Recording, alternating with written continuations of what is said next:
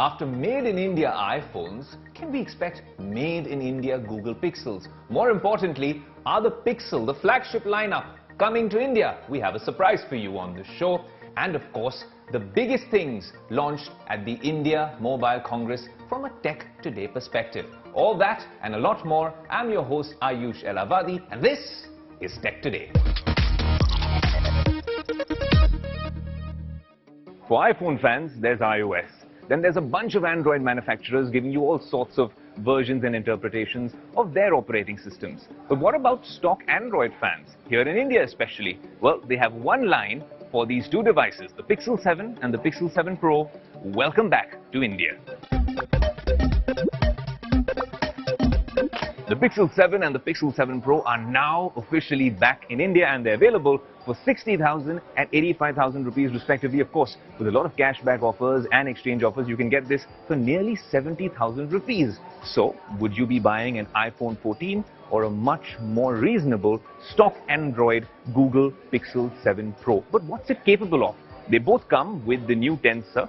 Like Apple has Silicon, now Google of course has Tensor from last year, and this is the new G2, capable of much better camera performance and a bunch of new features. But we're at the Google Pixel event, so we want to experience some of them. But before we do, I want to tell you what it feels like. They're much lighter to hold than the iPhones. I think this is a real opinion divider, this sort of bezel or this protrusion at the back.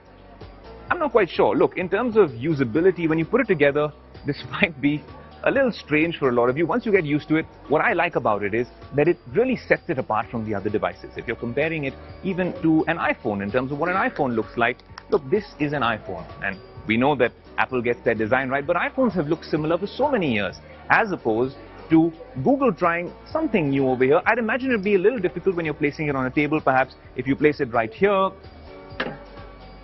But you know what? Strangely enough, there's no wobble. This is just our first impressions. I like the colors, but it does feel much lighter than most Android and, of course, Apple flagships. And that's kind of interesting because you're getting a lot with the G2. Pixel devices over the years have been known for their camera performance. You put one lens, one sensor, and they still do a good job with a lot of computational photography and software algorithms. Can they do this with cinematic blur? Is it anything like the cinematic mode on the iPhone? Let's give you a sneak peek. Okay, the devices feel good in the hand. They're both powered by the Tensor chip. But what does that mean? This feature is the cinematic blur. That's exactly how it works. Now, of course, we're back on the Tech Today camera. We'll be testing that extensively on Tech Today when we can review the phone, and I've had some time with the devices. But for now, our initial impressions, well, that's kind of interesting that they have cinematic mode, and we'll be comparing that with an iPhone very soon. Obviously, what does powered by Google Tensor really mean? They make the Pixel fast. They claim it makes it smart and secure as well. But in terms of the display, you have a 6.7-inch QHD plus LTPO smooth display, refresh rate up to 120 Hz on the Pixel 7 Pro. The camera is 48 megapixels, a telephoto lens, a 5x optical zoom, 50 megapixel wide lens, 12 megapixel ultra wide lens with autofocus, and then of course you have a 10.8 megapixel front camera with 4K video. Of course it comes with water and dust protection, IP68, and when you're talking about the smaller sibling, the Pixel 7, it comes with a 6.3-inch FHD plus smooth display. But this one clocks in only 90 Hz when you're talking about refresh rate. A 50 megapixel wide lens, 12 megapixel ultra wide lens, and a 10.8 megapixel front camera with 4K video, similar to its elder sibling. This also comes with the Google Tensor G2 chip. And of course, this also comes with water and dust protection IP68. Well, Google claims both these devices come with over 24 hours of battery with fast charging. We'll be testing that claim on Tech Today. Look, there's a bunch of industry-first features on the Pixel 7 and Pixel 7 Pro. Google claims there's a new feature as well, which is called Photo Unblur. For your blurry images, they can be fixed by the algorithm using machine learning. Google's really good at that, but we will test that claim on Tech Today once we have the devices with us in an extensive review. There's also other features from the past like Magic Eraser, which do a fairly decent job at removing things that you don't want from older photos and newer ones as well. But we have a bunch of questions about these devices. Will they be made in India? For now, there's no clarity from Google yet. No official confirmation. We'd hope that these devices are made in India in the coming days, weeks or months, so they become more accessible and affordable. Look, iPhones are being made in India. We can hope that the Pixel line is also perhaps in the future made in India. But we had a bunch of other questions. So let's have an expert from Google answer them for you.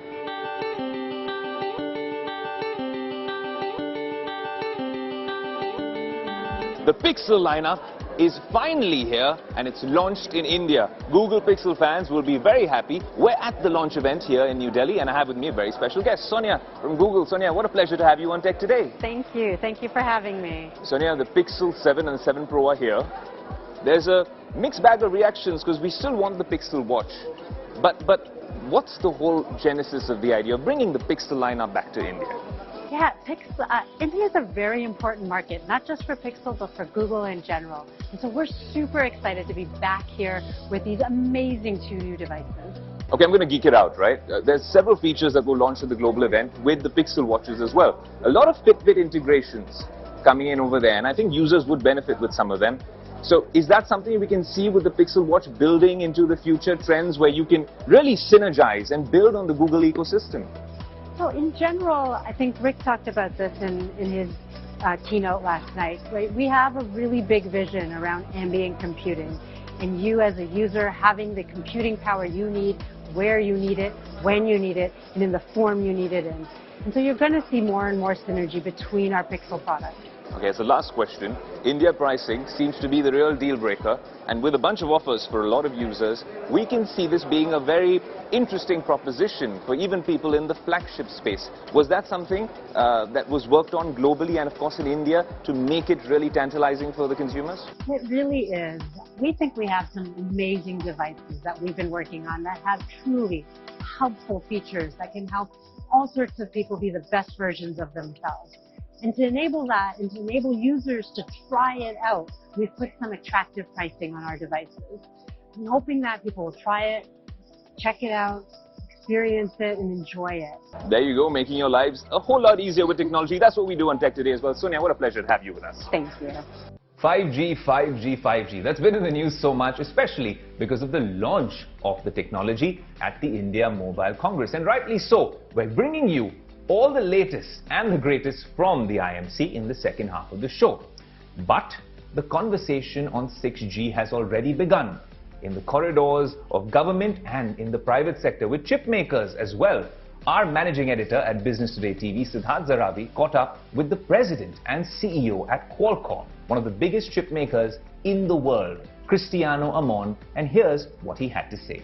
I'm aware of the fact that you have a long pipeline of products that are always in development. I don't know what you can talk about, but the Prime Minister recently, just a few days ago, spoke about 6G.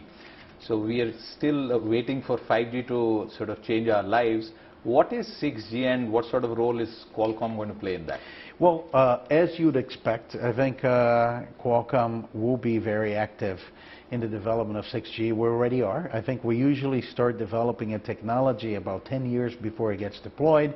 So we're already active in 6G.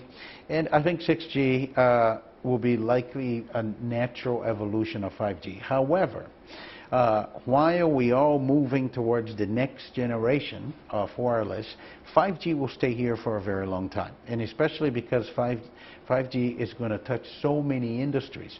One of the things we saw in the past is many of the technologies and inventions that are being developed for 5G also end up being applied to 4G, and you saw things like 4G Advanced.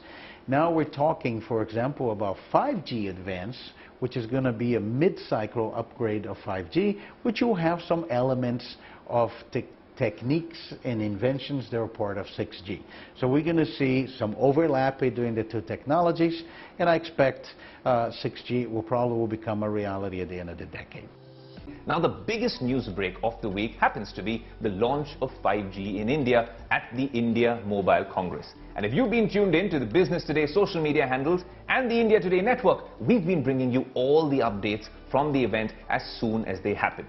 But we've had some time to compile all of them together and bring you the landmark event, the launch of 5G at the India Mobile Congress, and all the coolest inventions that we saw at the event from a Tech Today lens. Have a look. You know what? I haven't taken a vacation in years. I've never seen the Taj Mahal. But here at the India Mobile Congress in the Nokia booth, I'll be able to experience Taj Mahal in its magnificence. So I'm going to strap this on and I'll be able to see the Taj Mahal.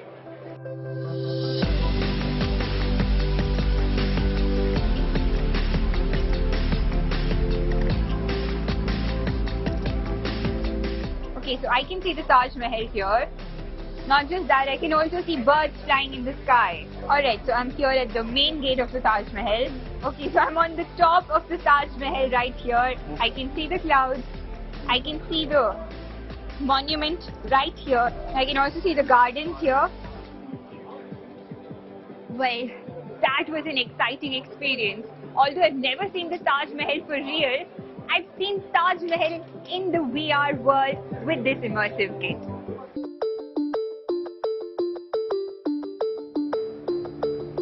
Never shoot whilst driving. That's the golden rule of TV. But I'm not driving an ordinary car. I'm here at the Ericsson booth at the India Mobile Congress, and what I find fascinating is that I'm driving a car a few thousand kilometers away in another country. In the lovely country of Sweden, I press the gas pedal and boom, the car starts moving. Look, and that's exactly what I did. This is happening in real time, guys. If you have a look at the screen, I'm going to try getting out of here. And why are we talking about this today on Tech Today? Well, essentially, I'm going to press the brakes and give you a little bit of an explainer. We're talking about this because this is all possible via 5G networks. Low latency networks mean that the lag is always minimal when you're using these vehicles, and obviously this is a lovely use case to demonstrate. On top you can see an aerial view, a point of view, and then of course like you're playing a video game down over here. But you could do this in places where human beings cannot go. You could embellish this, add on more technology, maybe add more 4K cameras, thermal sensing, add a robotic arm to it as well. We've seen all sorts of robocons all over the world. This makes being in two places at the same time absolutely totally possible, and for me this is mind-blowing technology right here with this 5G autonomous solution.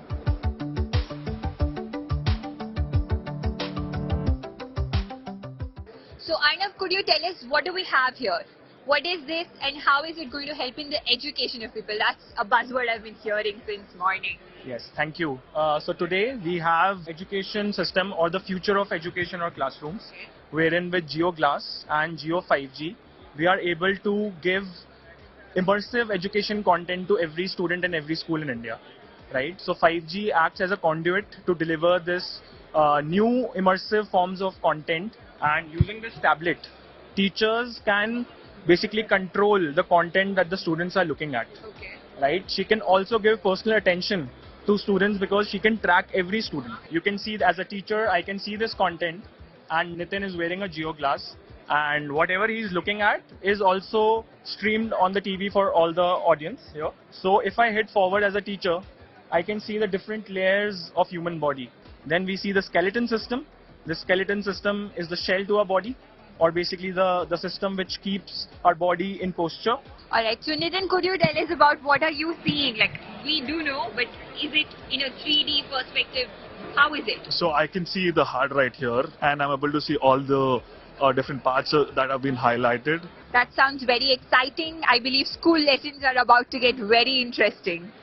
I'm smiling because while this is very interesting for tech geeks, could it take away my job or someone in a factory? Because essentially this is automation at its best at the Ericsson booth, an AMR or an autonomous mobile robot, which means that you need no human intervention. You want to transfer a good from point A, and you can pick it up using this robotic arm and then take it all the way to point B, which happens to be right here. So you can see this moving on a trolley. Now, where does 5G come in? Because the conversation is all about 5G.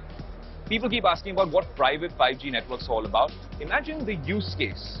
Private 5G network in your factory, the fact that you don't need as many factory workers, and in places where humans could be endangered, you can use this technology, low latency, and everything being monitored remotely. I think that's mind-blowing tech here at the Ericsson booth.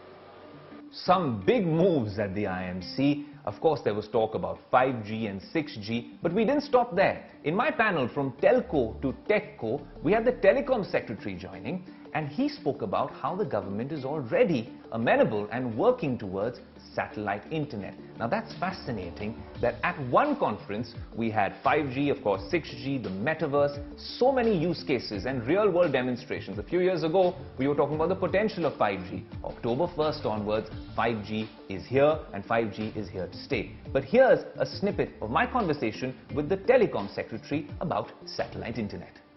Mr. Rajaraman, it's interesting if we actually look at future-proofing ourselves, because in the technology world, we always want to really forecast what it's going to be like. I know the government's already been, there's chatter about 6G and research on that generation as well. And then something that's been hogging a lot of the news world and Twitter really is all about satellite internet. What are your views and the government's views on satellite internet here in India with its use cases and potential? And more importantly, the fact that a concept like that could leapfrog the current existing technologies. In a sense, you refer to 6G. What we are increasingly seeing is convergence of technologies. So, essentially, going into 6G, I think you will find all these terrestrial, non-terrestrial networks all converging. So, from that perspective, building high-quality, resilient networks would require that convergence, because then if you have a mobile phone, I think one would expect that seamlessly, irrespective of whether you are near a BTS or not, to give you the service. So that's already live. We have already seen some countries already launching that kind of thing. So we are working towards that, in the sense that we have made a reference to the regulator, TRI, for coming out with formulations on how we can use the spectrum from 27.5 to 28.5 on a use case for terrestrial and non-terrestrial use cases. So, which means that once the recommendations come, I think we should be able to put out that spectrum for auction, which means or in a manner that TRI recommends. And after that, we would see probably an explosion of use cases. But it's not as if technologies are not around the corner. Already we have low Earth orbits, LEO, MEO constellations. With us, I think we have TRI. DOT has already given a license, letter of intent to OneWeb, for a LEO, MEO constellation. And we also have, I think for GEO also, I think an LOI has been issued. So we expect that that probably by middle of next year, one would have LEO, MEO constellations also hitting. And once these consumer devices become convergent, I think where one will be able to seamlessly switch between. Already we have a couple of manufacturers which who have devices which can connect to both terrestrial and non-terrestrial networks. I'm sure that maybe in the next couple of years we will see increasing convergence. And India is a very diverse country, so therefore if you look at the remotest regions, I think it would require this kind of devices and which are affordable at the same time, which are resilient to these kind of the geography and the geology, the terrain and all that. So therefore, from that perspective, DOT is very supportive of that. We would want to facilitate this convergence to happen, and we would also want to provide a facilitative environment for the emergence of this convergence. And it is not as if satellite communication has not moved to the next level. In India, I think Hughes Communication, for instance, has launched high throughput satellite, with the help of ISRO's HTS satellites, has already launched HTS services in the Northeast. So, we are moving towards that. LEO and MEO promises even better, broad speeds and so on and so forth. Well, we hope you've enjoyed this action-packed episode from here in the Tech Today studios and, of course, at the Pixel launch event and everything that we had to get you from the India Mobile Congress. Now, on the show, we do all sorts of tests and reviews, take these gadgets and devices, EVs, do all sorts of crazy things in the water, out on the roads, on highways, in mountains. But then, I think us tech reviewers have competition, and this time, it comes from the telecom minister himself. I'm going to leave you with this visual. It was a telecom minister at the India Mobile Congress in a light-hearted moment, but a very cool one indeed. This is what we do on Tech Today. iPhone 14 Pro Max drop test. It has survived. The telecom minister did something similar at the IMC. Have a look. And this is your host Aayush Ailawadi saying until next week, adios.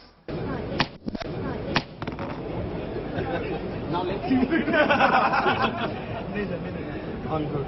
So it's used for mining, construction work and all.